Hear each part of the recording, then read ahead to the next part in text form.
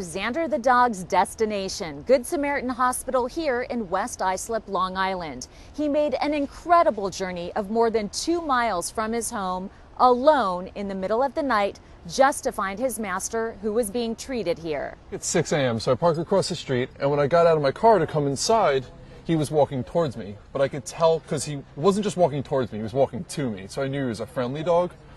And I saw his collar on him, and I grew up with dogs, so there's no way I could have, in good conscience, just let the dog walk past. So I decided to be a few minutes late to work. And on his collar, luckily, they have his name and yes, and John's phone number. So I gave John a call, called like 3 times. It's 6 o'clock in the morning, thought I'd have to wake him up. Eventually, just waited out a few minutes. I get a phone call from a Good Samaritan phone number. And I think it's them calling me to say, why are you late? Because I'm, 5 minutes late at this point. It winds up he was in the emergency room. That was what happened. So I worked it out with him where I just kind of waited around with Zander. He kept me company outside, and his wife came to pick him up. But he was just so well behaved. He did exactly this in the street in front of my car. Just laid down the entire time. About 10 to 6 in the morning, my phone rang on my cell, and I tried to pick it up. Hello, hello, hello. The cell wasn't really working. So I hung up, and I used the hospital phone to call the number that had called me. And somebody picked it up and said hello, and I said, hello, who is this? He said, what do you mean, who's this? Who's this? I said, well, you just called me on my cell.